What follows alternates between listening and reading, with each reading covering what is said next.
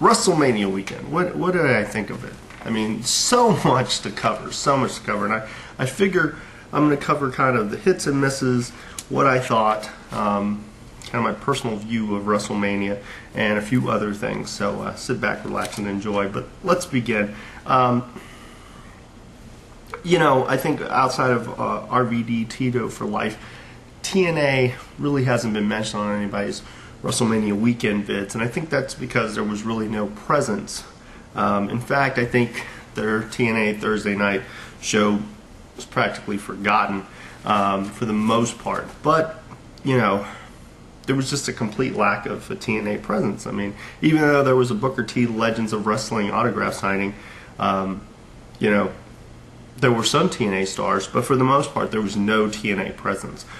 They could have easily had some kind of fan fest, or something similar to Access, or something similar to what they've done in the past for pay-per-views, but really nothing. So let me get to the good stuff. Ring of Honor on Friday. First time I'd ever been to a Ring of Honor show. I've seen Ring of Honor shows, on DVD. I've seen their video wire. I'm familiar with a lot of their talent. I want to thank Darius with IWE for getting some of the talent into the show as well as backstage, and I'll cover that in a second. But I went to the ROH show on Friday night. Crowd was immensely hot throughout the entire show. Some of the matches that stuck out, of course, the six-man tag, which featured Hero, Edwards, and Incognito against Briscoe, Steen, and Magno. Simply because the rope broke and those guys continued to perform and really made the match a lot of fun. Another match that was a lot of fun, and I personally enjoyed, was Danielson versus Alex Kozlov, simply because they worked the crowd. And I've seen Danielson throughout most of his career, even when he was with TWA and he was wearing a mask and he was tagging with Spanky, aka Brian Kendrick. But it was good to see him actually perform. Also, Roderick and Nakajima, their match could have been match of the night if it hadn't been for Kenta and Davey Richards. And truly a pleasure watching Kenta.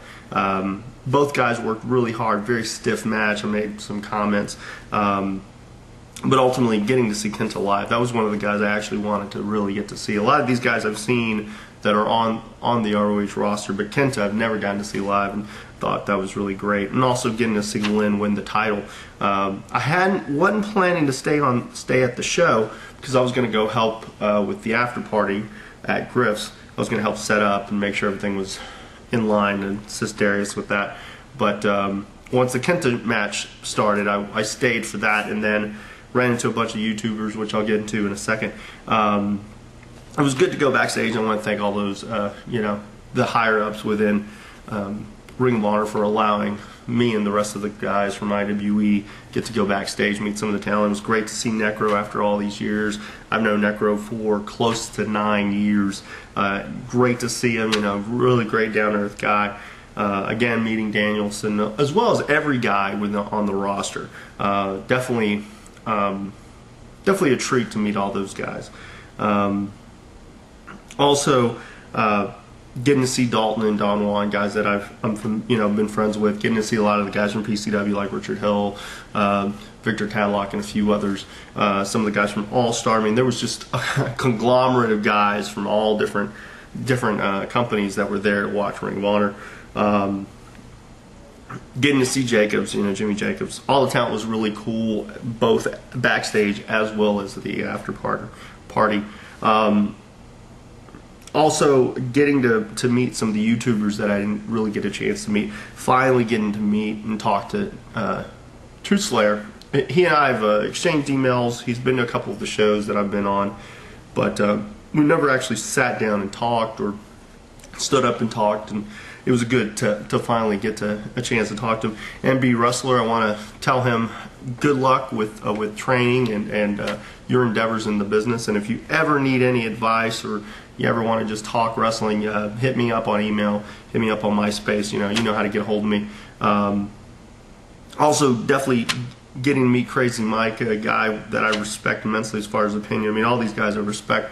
It was a true pleasure meeting him. Bill and Doug would have been cool. I've talked to Bill via email and a couple of times actually talked to him in person, but I've never talked to both those guys. And I'm actually wanting to do some kind of roundtable with those guys as well as with True Slayer or any other YouTube guys, as well as wrestling talent, and kind of do kind of a mixture of things about. But that's just in the works. I wanted to thank Darius for organizing the after party and getting IWE kind of involved with Ring of Honor, by association. And also wanted to thank Griff's for providing the place. Definitely a cool place to be out, and it's got a patio and whatnot. And hopefully IWE will be doing something with them in the near future. I want to say, coming out of that show, ROH provided a lot of inspiration. Simply because it gives me kind of I don't want to say an attainable goal right away, but with IWE, it's definitely, I look at where ROH started and kind of where their beginnings were, and it definitely gives me inspiration for my endeavors with IWE and kind of where we can go and what could potentially be in the future for us. And things are really looking great for IWE, and I'll cover IWE at the tail end of this. A lot else to cover. Saturday I went to Hall of Fame. I actually got to see it live. Some of the stuff that stuck out, aside from building a lot of respect for the guys that were in the Hall of Fame, I mean, whether people disagree or agree with the picks of Hall of Fame, I mean, that's still quite an honor. I'd consider it an honor as a wrestler to be put in the same company as some of those guys. Some of the stuff that I didn't like, aside from the applause, which guys had mentioned, the applause being and the guys holding up signs for applause, was just time limits. They actually had a time counting down for every guy's speech. And I thought that was just, really? Do they need to have I think it was something new. Someone had mentioned that. I just really didn't see the point. I got kind of choked up during Kevin Von Erich's acceptance speech, only because I hold the Von Erichs in such high regard. I mean, Kerry Von Erich versus Ric Flair at the David Von Erich Memorial, I've always said, is kind of the match that got me really interested in wrestling. And I was really choked up just because I grew up watching the Von Erichs. Same thing with Steamboat. I choked up and inspired by a lot of what Steamboat said. Another guy that I had immense respect for. It's always been told to any wrestler, if you're a babyface in this business, you want to really look at Ricky the Dragon Steamboat, his performances, because that's really what it takes to be a babyface, just what he does and what he brings. I was extremely appreciative of Stone Cold's speech. Definitely a mark-out moment for me, probably one of the biggest mark-out moments for me. And it was great seeing it live. Obviously, I would tell anyone who could go to a Hall of Fame induction ceremony to definitely go to one. Now, real quickly, I'll cover WrestleMania 25. And I'll cover it in the sense of how I would have booked it a little differently, because I saw some things that I just really didn't agree with. I will say this hands down, had it not been for Michaels and Undertaker, this might have been an underwhelming WrestleMania. It definitely had potential to live up to the grand stage, and even at the Hall of Fame speech, every person that was inducted stated that WWE does it better than no one, and I've always said it too, as far as building a story and telling stories and so on and so forth. The video production second to none, and so on and so forth. But there were some things I saw that that I might not have agreed with, and I'm just going to kind of cover some of this stuff. It was a real shame that the tag team title match, unification tag team title match, something that would potentially be historic, especially at a WrestleMania, was only on the pre-show and wasn't shown at WrestleMania, even though they hyped that these guys would be on WrestleMania. I could have seen Miz and Morrison pulling it out, but actually to give it to the Colognes, and hopefully they do something with the Colognes coming out of this, was definitely good. And I heard it was a really solid match. Some of the guys who actually went to WrestleMania, I stayed and watched it on pay-per-view. But I had some friends who actually attended it and were telling me that the match was really one of the better matches on the card. I could have seen Kid Rock go a lot shorter. He played roughly 6 songs. I could have seen him do 2. Maybe, ball with the ball. Maybe just a melody of hits as opposed to trying to play a majority of the songs. Because that really just kind of took into stuff. And actually, they didn't announce any of the divas coming to the ring. They should have done that, at least to pinpoint who was who. I know some people mentioned Trish being, picking Trish as a popular choice to be the winner or Miss WrestleMania. And I figured it should have been someone on the roster currently. But it would be so hard to figure out who that could have been. I could have seen Beth Phoenix or Mickie James, someone along those lines. But, to give it to Santina actually opens the doors for some stuff. But ultimately, it just makes it out to be a joke. I mean, they put out this Miss WrestleMania. I would have looked to give it to someone and push her forward and make her kind of the, she could have developed a storyline on that. It was okay, I guess, just a lot of fun, but all in all, kind of forgettable, with the exception of Santino, which he offers lots of comedic aspects. Punk winning Money in the Bank, being a 2-time winner, I didn't necessarily have a problem with. I would have picked Christian, and because I felt like you could have given Christian time to build into a main event role. But then again, giving it to Punk, I don't know, the crowd really didn't like the fact that Punk had won. I could hear it, on pay-per-view. It seemed like Christian was the popular choice. I just hope whoever wins it, they give him something to do. I think on Raw they kind of actually started hinting that way, but who knows? It just seemed very anticlimactic for the most part. I mean, especially with, I could have seen more guys being involved trying to grab the briefcase as opposed to just Kane and Punk. I could have seen someone else, maybe a Christian or somebody else, just to throw a little more drama in it. Of course, Benjamin and Kofi stood out, with a lot of their spots. And, really, it's hard to really judge if this is a better Money in the Bank than, say, the last ones. Because it had some innovative stuff, with the ladders and so on and so forth. And, the spot with Kofi and Mark Henry, a lot of that. And a lot of stuff, they went out there and really tried to put on a great show. The botch spot with MVP and Shelton, which turned out to be great either way. But all in all,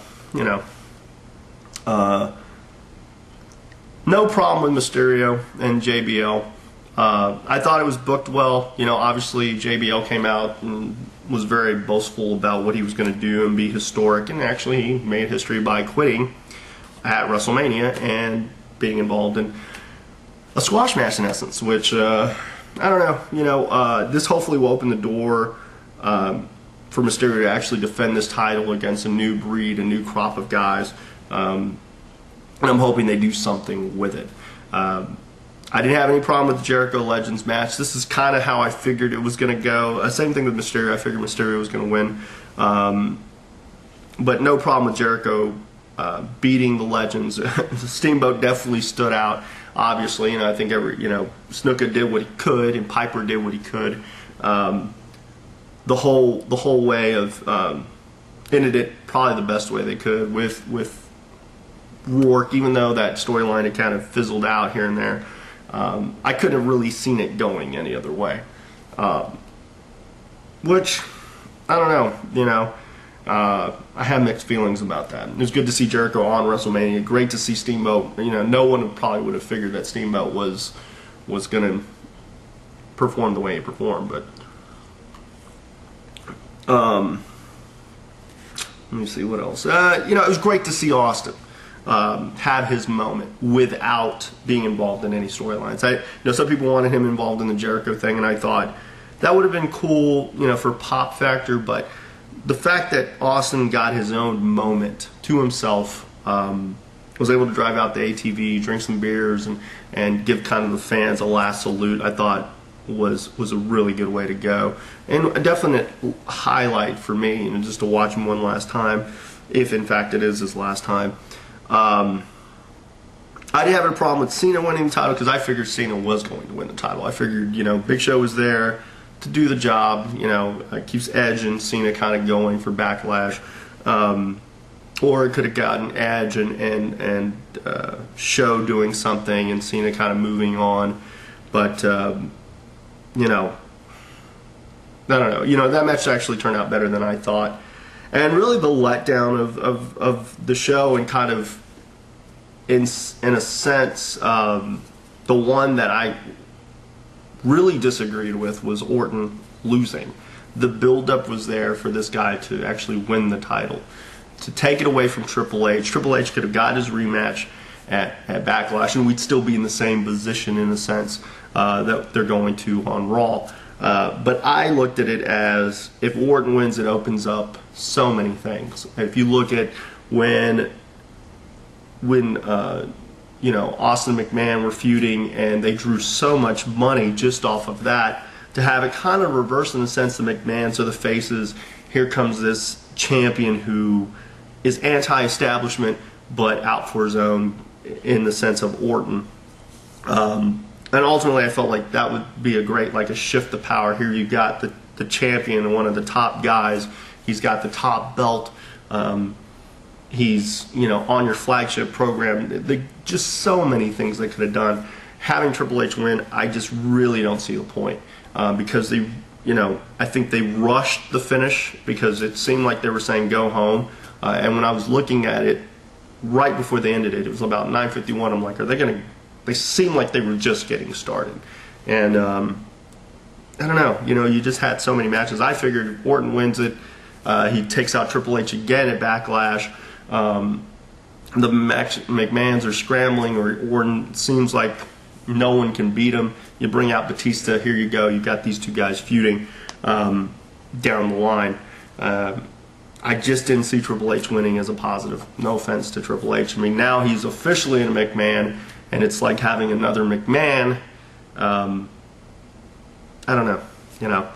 But ultimately, you know, the match that I'm going to always remember when it comes to WrestleMania 25, and probably the would-be Shawn and Taker, by and large, from the very beginning. Oh, before I go into that, Cena's entrance was very cool, especially on television. It was good to see all these guys, and I'm sure that's why there weren't any Druids. But anyway, back to Taker Michaels. I want to say that really is the epitome of what is right with WWE, and where every guy should aspire to be. I mean, it was well put together, the storyline aspect, the entire match, the build-up, the entrance, everything seemed to click with this.